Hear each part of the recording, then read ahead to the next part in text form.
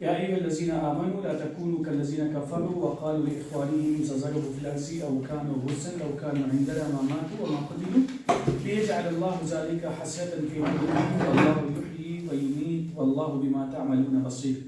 لیکن اس پوری آیت میں اور اس سے پہلے جتنی چیزیں ہیں کئی جگہ پہ ہم دیکھتے ہیں کریکشن ہے جس کو ہم اردو میں کہتے ہیں ربط. آپ اس لفظ کو بھی لکھ لیں کیونکہ بعد میں کام آئے گا. ربط ربط کا مطلب ہے جیسے تعلق. ایک بات پہلے گزر چکی ہے ایک بات اس کے بعد میں ہے تو دونوں میں کچھ نہ کچھ ربط ہوتا ہے.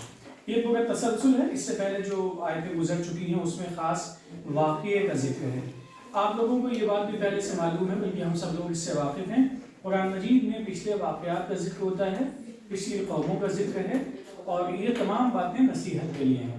قرآن میں صرف ڈوز اینڈ ڈونٹس کی کیٹیگری نہیں ہے کہ بس یہ کرو یہ مت کرو, ایسا نہیں ہے, بلکہ نصیحت ہے اور سمجھانے کا کام اس میں باقاعدگی کے ساتھ میں کیا گیا ہے. زندگی میں بہت سارے لوگ ایسے ہوتے ہیں جن کی وجہ سے ہمیں ہمت ملتی ہے اور بہت سارے ایسے لوگ ہوتے ہیں جن کی وجہ سے ہماری ہمت ٹوٹ جاتی ہے. کئی مرتبہ آپ کو بہت سارے ایسے بچے ملیں گے جنہوں نے اپنی اسکولنگ اس لیے چھوڑ دی کہ ان کے سامنے آئیڈیل وہ لوگ تھے جنہوں نے اپنی اسکولنگ چھوڑ دی تھی اور ہمت توڑ دی تھی کسی اور وجہ سے, لیکن ان کی وجہ سے دوسرے لوگ غلط طور پہ انسپائر ہوتے ہیں. اور یہی حال ہوتا ہے صحیح ڈائریکشن میں بھی.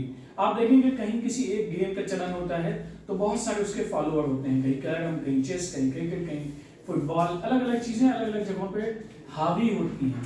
حاوی کا مطلب ڈومیننٹ ہوتی ہیں, ذہنوں پہ سوار ہو جاتی ہیں.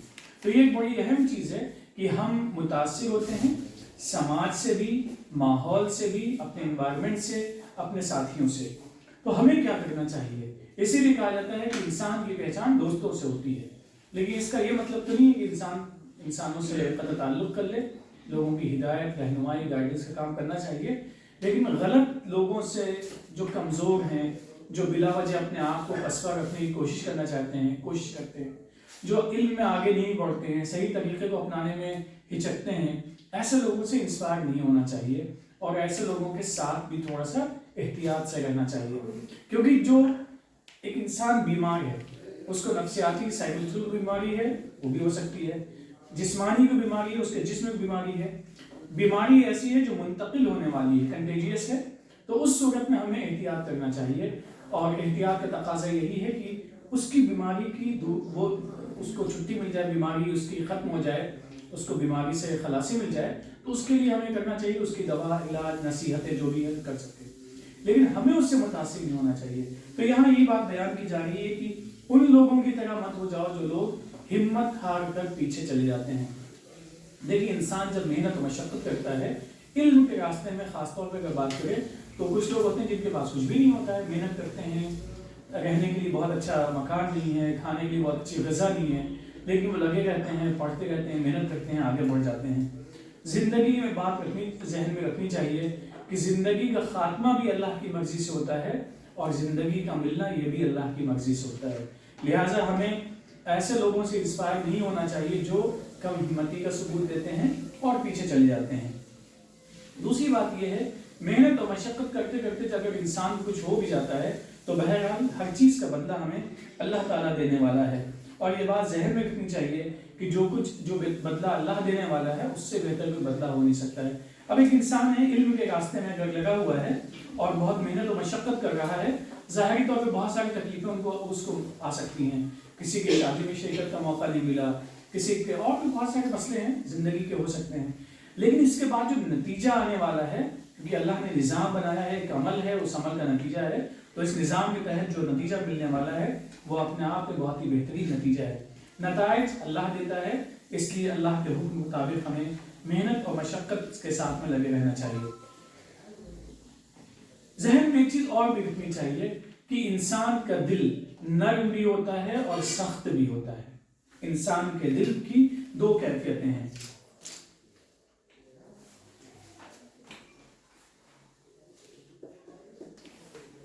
انسان کے دل کی دو کیفیتیں ہیں. کیفیت کا مطلب ہوتا ہے حالت. ایک طرف اس میں نرمی ہوتی ہے اور دوسری طرف اس میں تھوڑی سی سختی ہوتی ہے. نرمی کیسے ہوتی ہے؟ انسان کے دل میں دوسروں کا درد محسوس ہونے لگے, دوسروں کے بھوکے ہونے پہ اس کی بھوک کا احساس اس کو ہو, دوسروں کو تکلیف میں دیکھے تو ان کی تکلیف کا احساس اس کو ہو.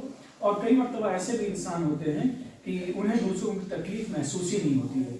تکلیف کا محسوس کرنا اور تکلیف کا محسوس نہ کرنا، یہ دونوں چیزیں ایک اللہ کے نظام کے تحت انسان کے دل میں آتی چلی جاتی ہیں. آپ لوگوں نے کبھی کسی چیز پہ زنگ لگتے ہوئے دیکھا ہے؟ کبھی کوئی پرانا سے کوئی بھی ایک دیکھ لیے آئرن میں کوئی بھی ایسا چیز، کوئی بھی چیز پڑی ہوئی گھر میں ہو، وہ گریجول اس میں پروسیس ہوتا ہے، آہستہ آہستہ اس پہ رسٹنگ آتی ہے. ایسا نہیں کہ all of a sudden overnight اس میں کچھ ایسا ہو گیا. ہم دیکھتے ہیں جب اس کو ہم چھوڑ دیتے ہیں، اس کی صفائی نہیں کرتے ہیں، اس پہ ڈسٹ آ جائے، نمی آ جائے، اس کو ہٹاتے نہیں ہیں، تو وہ ان چیزوں میں آہستہ آہستہ نمی آتی ہے، پھر وہ آہستہ آہستہ اس پہ زنگ لگتا ہے. ایگزیکٹلی یہی حال ہمارے دل کا بھی ہوتا ہے. ہماری ناک بڑی حساس ہے، ناک ہماری بڑی حساس ہے. حساس کا مطلب ہے بہت ہی سینسیٹیو ہے. جب ہم گندگی سے گزرتے ہیں تو ہمیں محسوس ہوتا ہے کہ ہاں یہ بہت ہی تکلیف دہ چیز ہے. لیکن بہت سارے لوگ ایسے ہیں کہ اس گندگی سے گزرنے کے اتنے عادی ہو جاتے ہیں کہ گندگی کا احساس ختم ہو جاتا ہے. یہ روزمرہ کی زندگی میں ہم محسوس کرتے ہیں. بالکل یہی صورتحال ہے ہمارے دل کی. جب گناہوں کا زنگ اس پہ لگنا شروع ہوتا ہے تو شروع میں ہمیں احساس ہوتا ہے، ہم پہلی مرتبہ جھوٹ بولتے ہیں تو ہمیں تکلیف، ایک اندر سے آواز آتی ہے، تکلیف محسوس ہوتی ہے. لیکن جب ہم جھوٹ کے عادی ہو جاتے ہیں تو پھر وہ جھوٹ ہماری زبان سے آسانی کے ساتھ میں نکلنا شروع ہوتا ہے. تو یہ اللہ کا پورا نظام ہے. یہ نظام اللہ نے بنایا ہے. اسی بات کو اس طرح سے ہے، فَبِمَا رَحْمَةٍ مِّنَ اللَّهِ لِنْتَ لَهُمْ. یہ اللہ کا فضل ہے کہ آپ کا دل لوگوں کے لیے نرم ہے. یعنی جو نرمی کا جو پروسیس اللہ نے بتایا تھا اس کو آپ نے اپنایا ہے، اس لیے آپ کو اللہ کا خاص فضل ملا ہے. وَلَوْ كُنْتَ فَظًّا غَلِيظَ الْقَلْبِ لَانفَضُّوا مِنْ حَوْلِكَ. اور ایک بات ذہن میں رکھنی چاہیے کہ جو لوگ آپ کے آس پاس ہیں ان کے سلسلے میں اگر آپ کا دل سخت ہو جائے گا، یعنی آپ سختی کو اپنا لیں گے، ان کے ساتھ نرمی کا سلوک نہیں کریں گے، تو نتیجہ یہ ہوگا کہ لوگ متنفر ہو جائیں گے، نفرت کر کے بھاگ جائیں گے. یہ نتیجہ اس کا ہے.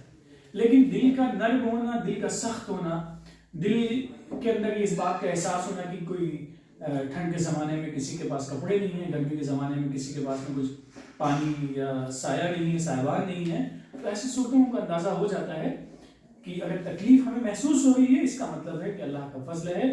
اور اللہ کا فضل خود بخود نہیں آتا ہے، اس نظام کو اپنانا پڑتا ہے. اور اس کے خلاف جب ہم چلتے ہیں تو بالکل ویسے ہی جیسے گندگی کی ہمیں عادت پڑ جاتی ہے، ویسے ہی ہمیں دل ہمارا بھی آہستہ آہستہ سخت ہو جاتا ہے. لیکن اس سختی کا نتیجہ کیا ہوتا ہے وہ بھی یہاں پہ بیان کیا گیا. یہاں پہ صرف یہی نہیں کہا گیا کہ آپ اپنے دل کو نرم رکھیے، آپ اپنے دل کو سخت رکھیے. اگر ایسا کیا تو کیا ہوگا؟ یہ بہت ایک اہم مسئلہ ہے جسے ہمیں سامنے رکھنا چاہیے.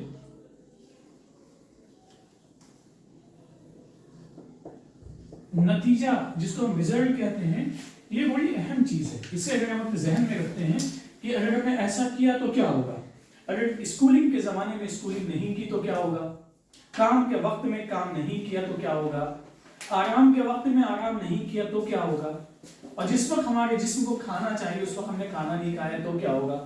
ان نتیجوں پہ اگر ہم ذہن دوڑائیں گے، نتیجہ سمجھنے کی کوشش کریں گے تو کئی مرتبہ ہمیں چیزیں بہت سمجھ میں آنے لگتی ہیں. یہاں پہ نتیجہ کیا بیان کیا گیا کہ اگر ہم نے نرمی کو اختیار نہیں کیا اور اپنے دل کو سخت بنا لیا لوگوں کے تعلق سے، تو اس کا نتیجہ یہ ہوگا کہ لوگ آس پاس سے ہمارے بکھر جائیں گے، چلے جائیں گے. اچھا، انسان سخت کب ہوتا ہے؟ کوئی بتا سکتا ہے؟ جب کوئی ہمارے ساتھ میں غلطی کرتا ہے تو ہمارا دل سخت ہو جاتا ہے. کوئی ہمیں بے عزت کر دے، ہمارا کوئی نقصان فائنینشیل کوئی ہمارے لاس کا سبب بن جائے، یا اور بھی کوئی دنیا سے متعلق کوئی بینیفٹ ہے اس کی وجہ سے وہ رک جائے ملنا، تو ہمارا دل اس کے سلسلے میں کہتے ہیں دل کھٹا ہو گیا اور پھر ہمیں تکلیف محسوس ہوتی ہے. اور پھر یہی پائل اپ ہوتا جاتا ہے، ایک غلطی، دوسری غلطی، تیسری غلطی، چوتھی غلطی، پھر ہمیں لگتا ہے کہ نہیں یہ انسان ایسا ہے جس کے لیے ہمیں ہمیشہ سخت ہو جانا چاہیے، اس کو ہمیں آئینہ دکھانا چاہیے. شاید سنا ہو آپ لوگوں نے، کئی مرتبہ لوگ کہتے ہیں نہیں آئینہ دکھانا بہت ضروری ہے. قرآن کہتا ہے آئینہ دکھانا ضروری نہیں ہے. آئینہ دکھانا ضروری سنا ہے آپ لوگوں نے؟ کئی مرتبہ ہم کہتے ہیں نہیں کہ غلطی کی ہے تو آئینہ دکھانا چاہیے. آئینہ دکھانا ضروری نہیں ہے. قرآن کہتا ہے فاعف عنہم، نمبر 1 ان کو تو معاف کر دو. نمبر 2 کیا ہے؟ واستغفر لہم. دوسرا جو کام ہے ان کے لیے اللہ سے مغفرت طلب کرو. اللہ اس نے غلطی کی ہے، اس کی اصلاح کا راستہ اس کو دکھا دیے تاکہ غلط راستے سے بچ جائے اور صحیح راستے پہ چلنے لگے۔ انسانوں کو اپنے قریب لانے کا تیسرا ایک اور طریقہ ہے وَشَاوِرْهُمْ فِي الْأَمْرِ، ان سے مشورہ بھی کرتے ہو، کیونکہ مشورہ کرنے کا نتیجہ کیا ہوتا ہے؟ جب آپ کسی سے کوئی بات پوچھتے ہیں تو اس کے دل میں یہ خیال فوراً پیدا ہوتا ہے، اس کا مطلب ہے کہ اس کے دل میں ہمارے لیے عزت موجود ہے۔ یہ ایک بہت اہم چیز ہے۔ انسان کی غلطی ہو تو اس کو معاف کر دینا چاہیے اور مزید اس کے لیے مغفرت طلب کرنی چاہیے۔ تیسری چیز ہے اس سے مشورہ کرنا چاہیے۔ مشورہ کیوں کرنا چاہیے؟ مشورہ کس سے ہم کرتے ہیں؟ جس کو ہم بہت ہی رسپیکٹیبل سمجھتے ہیں تبھی تو مشورہ کرتے ہیں، ایسا تو نہیں کرتے ہیں۔ اب آپ دیکھیے زندگی گزارنے کا طریقہ ہے، ایک وہ ہے ہماری سماجی زندگی کا اصول، غلطی کی ہے تو آئینہ دکھانا چاہیے۔ شاید سنا ہو آپ لوگوں نے، نہیں سنا ہے تو بہت اللہ کا شکر ہے نہیں سنا ہے، لیکن قرآن کہتا ہے کہ آئینہ دکھانے کی کوئی ضرورت نہیں ہے، کیونکہ انسانوں سے نفرت یہ کوئی بہت بڑی بات نہیں ہے، یہ تکلیف کی بات ہے، اچھی بات نہیں ہے، قابل تعریف چیز نہیں ہے۔ قرآن کہتا ہے کہ اپنے دلوں کو نرم رکھو۔ دلوں کو نرم رکھنے کا جو پروسیجر ہے، جو اسٹیپس ہیں، ان میں سب سے پہلا کیا ہے؟ جب کوئی غلطی کرے تو ہمیں اپنے دل کو صاف کر لینا چاہیے، اسے معاف کر دینا چاہیے۔ دوسری چیز مغفرت طلب کرنی چاہیے۔ تیسری چیز ان سے مشورہ کر لینا چاہیے۔ اب ان تین کاموں کو کوئی انسان جو آپ کو تکلیف پہنچاتا ہو اس کے سلسلے میں یہ تین کام آپ کریں، معاف کر دیں اور پھر اس کے ایبسنس میں آپ مغفرت طلب کریں اس کے لیے، اور اس سے جب وہ موجود ہو آپ اس سے مشورہ کریں۔ آپ یہ بتائیے دوریاں پیدا ہوں گی یا قربت پیدا ہوگی؟ قربت پیدا ہوگی۔ انسانوں سے نفرت کرنا یہ کوئی بہت بڑا اچیومنٹ نہیں ہے لائف کا، اور انسانوں کو قریب کرنا یہ اہم بات ہے۔ انسان کا مطلب ہی یہی ہے۔ آپ لوگوں نے سنا ہے انس کیا ہوتا ہے؟ انس مانوس ہونا، جیسے کہتے ہیں کہ پیٹ اینیملز ہوتے لوگ ہیں یا بچے بھی ہوتے ہیں، لوگ کہتے ہیں کہ یہ بلی بڑی مانوس ہے، اس سے کہہ دو آؤ تو فوراً آ جاتی ہے، اس سے کہتے ہیں آؤ دسترخوان لگ گیا کھانا کھا لو، فوراً آ جاتی ہے، بیٹھ جاتی ہے۔ انس مانوس، جب انسانوں کے ساتھ جانوروں کا یہ سلوک ہوتا ہے تو لفظ انس پہ غور کرنا چاہیے۔ اب چوتھی چیز کیا ہے؟ فَإِذَا عَزَمْتَ فَتَوَكَّلْ عَلَى اللَّهِ، جب آپ نے ارادہ کر لیا ہے اللہ پہ بھروسہ کیے، یعنی جب کوئی غلطی کرتا ہے تو آئینہ دکھانے کے بجائے یہ کام کیے اور اللہ سے امید رکھیے خیر کی، کیونکہ اللہ تعالیٰ جو لوگ اللہ پہ بھروسہ کرتے ہیں ان کو بہتر پسند کرتا ہے۔ اب اس کے بعد میں ایک بڑا اہم سوال یہ ہے کہ سمجھانے کی بات کی جا رہی ہے، اس کے بعد پھر سے ایک بات سمجھائی جا رہی ہے، اگر اللہ نے آپ کی مدد کی تو پھر کوئی بھی ان ینصرکم اللہ فلا غالب لکم، یعنی اللہ کے مقابلے میں کوئی تمہارے لیے مددگار نہیں ہو سکتا ہے اور کوئی تمہیں مغلوب ڈیفیٹ نہیں کر سکتا ہے۔ اللہ ایک طرف ہے اور ڈیفیٹ کرنے والا ایک طرف ہے۔ وَإِن يَخْذُلْكُمْ فَمَنْ ذَا الَّذِي يَنصُرُكُم مِّن بَعْدِهِ، اور اگر اللہ نے ذلیل کر دیا، رسوا کر دیا، اس کی رحمتوں سے ہم دور ہو گئے تو اس کے بعد ہماری کوئی مدد کرنے والا نہیں ہے۔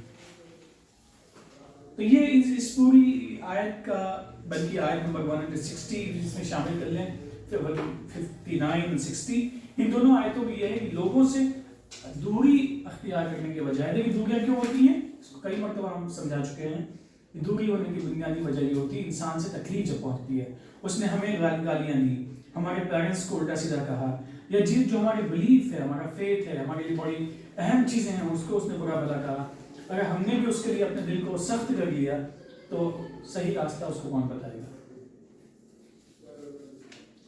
معاف کرنا ہے، مغفرت طلب کرنی ہے اور مزید اس سے مشورہ بھی کرنا ہے، اور اس سب کرنے کے بعد میں ذہن میں رکھنا چاہیے کہ یہ تمام باتیں جو کہ اللہ کے حکم سے کر رہے ہیں، اس کی مدد اللہ کی طرف سے یقیناً آئے گی۔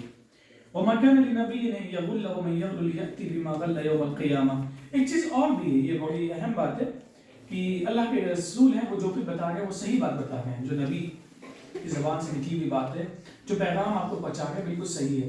اگر وہ دھوکہ دے دیں گے تو کون بچے گا پھر؟ جیسے کہتے ہیں کہ اگر ٹیچر ہی غلط ہو جائے تو پھر کیا ہوگا بچے کو، کلاس کا اور سبجیکٹ کا۔ یہاں پہ یہی بات کہی جا رہی ہے کہ نبی کی شاعران شان دی کہ دھوکہ دیں، اور اگر وہ ایسا کرتے ہیں تو پھر قیامت تو آنے والی ہے، حساب کتاب اس دن ہونے والا ہے۔ اس دن کیا ہوگا؟ دو الفاظ ہم لوگ پہلے ہی ڈسکس کر چکے ہیں، کسبت و اکتسبت، اکتسبت یاد ہے آپ لوگوں کو؟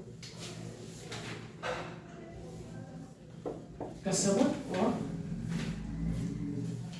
اکتسبت، ان دونوں میں تین چیزیں کامن ہیں۔ کسب کا مطلب ہوتا ہے کمانا، آدمی کیسے کماتا کیسے ہے؟ محنت سے کماتا ہے، بغیر جدوجہد کے، بغیر محنت کے انسان نہیں کماتا ہے.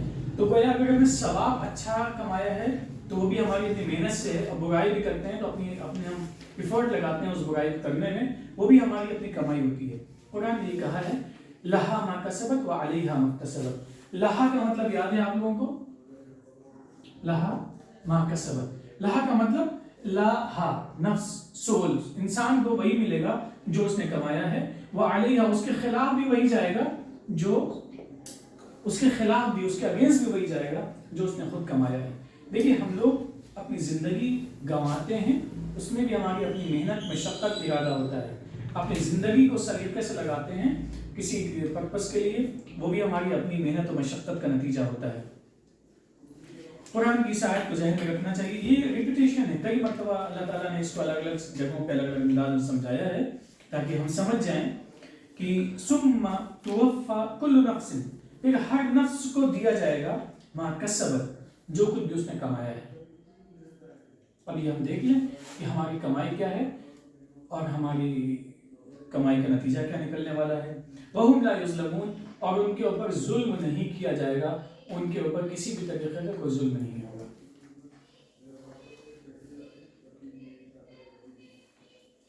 یہ 3 آیتیں بھی ایسی ہیں جو اپنے آپ میں اتنی اہم ہیں کہ اگر اس کو ہم اپنی زندگی میں اپنانے کا فائدہ یہ ہوگا کہ بڑا سکون آ جائے گا، اور انسانوں کے سلسلے میں ہمارے دلوں میں جو بے چینی ہے وہ ختم ہو جائے گی.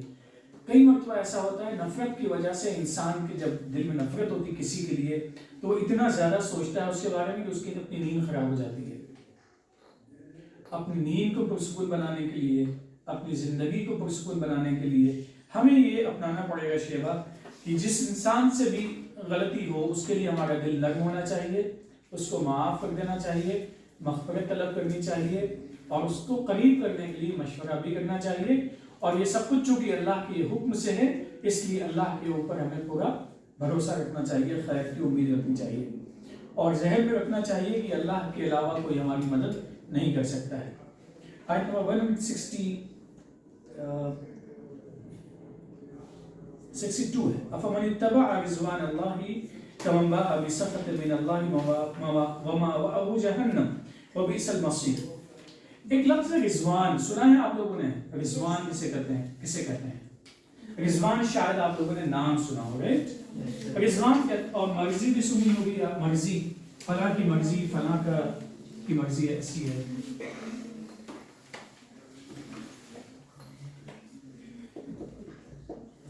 رضوان کسے کہتے ہیں؟ رضوان کو اگر ہم ٹرانسلیٹ کرنا چاہیں یا اردو میں اور سمپلیفائی کرنا چاہیں تو ہم کہہ سکتے ہیں خوشی. فلاں کی خوشی کے لیے ہم نے ایسا کیا. وہ فلاں کون ہے یہاں پہ؟ یقینی طور پہ اللہ، یعنی اللہ کی خوشی کے لیے اللہ کی مرضی یہی تھی، اللہ کا حکم یہی تھا، اللہ کی خوشی یہی تھی. تو جو بھی انسان اللہ کی خوشی کے علاوہ کچھ اور تلاش کرتا ہے تو اس کا نتیجہ کیا ہوگا؟ اللہ کی خوشی کے علاوہ یعنی اللہ کے ساتھ شریک کیا کسی کو تو اللہ اس سے ناراض ہوتا ہے، اور اللہ کی ناراضگی کا نتیجہ کیا ہوتا ہے؟ نتائج غلط آتے ہیں اس دنیا میں بھی اور آخرت میں بھی. وہ نتائج کیا ہیں؟ ان نتائج کو آخرت میں جو نتیجہ ملنے والا ہے اس کا ایک خاص نام ہے، وہ ہے جنت یا جہنم. جنت پازیٹیو اور جنت اس کا بس نیگیٹو ہے. وبئس المصیر، یہ بہت ہی برا ٹھکانہ ہے. ہم درجات عند اللہ واللہ بصیر بما یعملون. یہ جو انسان ہے، انسانوں کی جو محنت مشقت ہے، اس کے نتیجے میں ان کے مختلف درجات ہوتے ہیں، اور اللہ تعالیٰ جو کچھ بھی انسان کرتے ہیں ان سب کو دیکھنے والا ہے. لقد من اللہ علی المؤمنین اذ بعث فیہم رسولا من انفسہم. بچوں ایک بات یہ بتائیے آپ کہ رسول اور نبی یہ فرشتہ کیوں نہیں ہے؟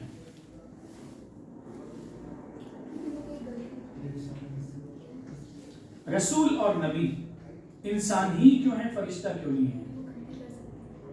دیکھیے بہت اہم چیز ہے، ہم جب کمپیئر کرتے ہیں تو پیرامیٹر ہمارے یکساں ہوتے ہیں. ایسا نہیں کہ ایک کا پیرامیٹر کچھ اور ہے، ایک کا کچھ اور ہے. مختلف بخار ہوتے ہیں ہم لوگوں کو، اس کے لیے تھرمومیٹر استعمال کرتے ہیں. ویسے تھرمومیٹر الگ الگ چیزوں کو ناپنے کے الگ ہوتے ہیں. پانی ابلتا ہے اس کے لیے الگ استعمال کرتے ہیں، اور مختلف چیزوں کے لیے مختلف دھاتوں کو جو ہم چیک کرتے ہیں کتنی اس میں ہیٹ ہے، مائنس ہے پلس میں، گرمی کتنی ہے اور حدت کتنی ہے، یا پھر مائنس میں ڈگری جا رہا ہے تو کتنا ہے. تو الگ الگ نام بھی آپ نے سنے ہوں گے. اس کا مطلب ہے چیزوں کو ناپنے کے لیے ہمیں اسی، آپ نے سنا ہوگا بچوں کی دوائیں الگ سے آتی ہیں، بڑوں کی دوائیں الگ سے آتی ہیں. بچوں کی دوائیں اگر بڑوں کو دی جائیں تو اس کا کیا اثر ہوگا اس سے بھی ہم واقف ہیں. اگر بڑوں کی دوائیں بچوں کو دی جائیں کیا اثر ہوگا اس سے بھی ہم واقف ہیں. اس کا مطلب ہے جب ہم کمپیریزن کرتے ہیں تو کمپیریزن کے اندر سملیرٹیز کا پایا جانا لازمی ہے. یہ جملہ سمجھ میں آ گیا؟ دونوں کا یکسانیت ہونا دونوں میں ضروری ہے. اب یہ بڑی اہم چیز ہے کہ فرشتے آئے ہوتے ہیں یہاں پہ انسانوں کے پاس میں، تو فرشتوں کے پاس میں وہ نیڈس نہیں جو انسانوں کے پاس میں ہے. اس لیے جب نیڈس نہیں ہے تو ان کا کوئی کمپیریزن نہیں ہے. وہ ان کو نیند نہیں ہے، ان کو پیاس نہیں ہے، ان کی فیملی نہیں ہے، ان کے پاس میں جو کمانے اور زندگی گزارنے کے مسئلے ہیں وہ سب نہیں ہیں، تو بات بنتی نہیں. اسی لیے اللہ تعالیٰ نے ہم لوگوں پہ ایک خاص احسان کیا کہ انسانوں میں ہی لوگوں کو منتخب کیا اور رسول بنا کے ان کو بھیج دیا. لقد من اللہ علی المؤمنین، اللہ تعالیٰ نے اہل ایمان پہ یہ احسان کیا ہے کہ ان میں ایک رسول بھیجا، انہی میں سے، ان میں رسول بھیجا انہی میں سے مطلب اگر صرف ہم اللہ کے رسول صلی اللہ علیہ وسلم کی بات کر لیں تو تجارت انہوں نے کی، ان کے بھی ماں باپ تھے، خود ان کی اپنی فیملی تھی، خود ان کی اپنی ضرورتیں تھیں. ایک موقع پہ ان کے یہاں پہ چوٹ لگ گئی، تکلیف ہوئی ان کو پہنچی. ایک عام انسان کی طریقے سے ان کو بھی غصہ آتا تھا، ان کا بھی مزاج تھا، خوشی مسرت سب چیزیں تھیں. من انفسہم، انہی میں سے اللہ نے بھیجا. وہ کیا کرتا ہے؟ یتلو علیہم آیاتہ، پہلا کام کیا کرتا ہے؟ یہاں پہ رسول کی ذمہ داریاں ہیں بیان کی جا رہی ہیں آیت نمبر 164 میں.